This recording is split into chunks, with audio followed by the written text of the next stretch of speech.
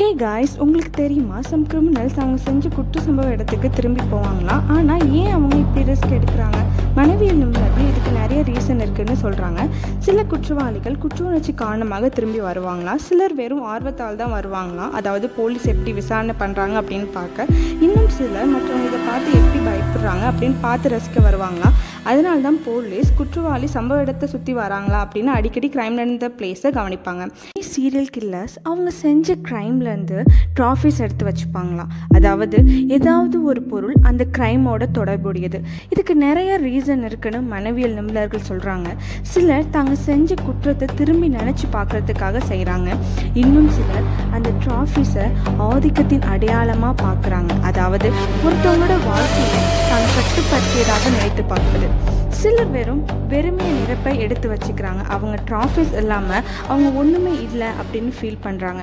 Police இதை பற்றி என்ன சொல்கிறாங்கன்னா, இந்த ட்ராஃபிஸ் மெனி டைம்ஸ் குற்றவாளியை கண்டுபிடிக்க ஹெல்ப் பண்ணுறது. ஏன்னா கடந்த காலம் எப்போதும் சான்றுகளை விடும். இது மனவியல் நிபுணர்கள் சொல்கிறாங்க. மிகவும் ஆபத்தான மனுஷங்களுக்கு 3 ரகசிய குணாதிசயங்கள் இருக்குன்னு. நம்பர் 1 நார்சிசம், அதாவது எப்போதுமே தங்களை பற்றி மற்றும் நினைக்கும் மற்றவர்களை கவனிக்காதவர்கள். நம்பர் 2 மேக்கிவினியாலிசம், அதாவது சதி செய்யும் பிறரை கட்டுப்படுத்தும் குணம். நம்பர் 3 சைக்கோபதி, பீப்புள் வித் நோ எம்பத்தி, குற்ற உணர்ச்சி இல்லாத மற்றும் பயமில்லாதவர்கள். இந்த 3 கேரக்டரிஸ்டிக்கும் சேரும்போது உருவாகிறது தி டார்க் ட்ரைட்.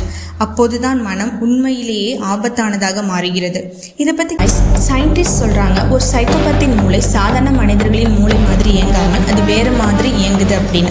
அதாவது பிரெயின் ஸ்கேன்லேருந்து என்ன தெரியுதுன்னா, பயம் மற்றும் பரிவு கட்டுப்படுத்தும் அமிக்டாலா பகுதி அவங்களுக்கு குறைவாக செயல்படுத்தணும். முடிவெடுக்கும் மற்றும் குற்ற உணர்ச்சியையும் கட்டுப்படுத்தும் முன் மூளை பகுதி பாதிக்கப்பட்டு காணப்படுகிறது அப்படின்னும் தெரியுது. இதனால் தான் சைக்கோபதிகள் பயமில்லாமல், பரிவில்லாமல், குற்ற உணர்ச்சி இல்லாமல் குற்றங்களை திட்டமிட முடிகிறது. இதை யாரையாச்சும் உண்மையா லவ் பண்ணுவாங்களா, இல்ல ஒருத்தவங்களை அவங்க கட்டுப்பாட்டுக்குள்ள கொண்டு வர அவங்க விளையாடுற கேமா? பொதுவா சைக்கோபாத் காதலை அறிவால புரிஞ்சுக்கிறாங்க, ஆனா சாதாரண மனுஷங்களை போல உணர்வால உணர மாட்டாங்க.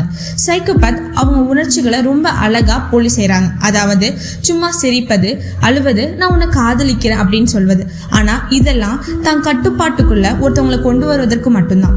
சிலருக்கு பற்றுதல் இருக்கலாம், ஆனால் பரிவு இல்லை. அவர்களின் காதல் அடிமைத்தனம் மாதிரி இருக்கும், அன்பு இல்லை. இந்த எண்ட் ஆமா, சைக்கோபாத் நான் உன்னை காதலிக்கிறேன் அப்படின்னு சொல்லுவாங்க, ஆனால் அதில் உண்மையான அர்த்தம் இருக்கா, போலித்தனம் இருக்கா? இதை பற்றி நீங்கள் என்ன நினைக்கிறீங்க ஃப்ரெண்ட்ஸ்? மறக்காமல் உங்கள் தாட்ஸை கமெண்ட் பண்ணுங்கள். லைக் அண்ட் சப்ஸ்கிரைப் பண்ண மறந்துடாதீங்க. நெக்ஸ்ட் வீடியோ நாளைக்கு பார்க்கலாம்.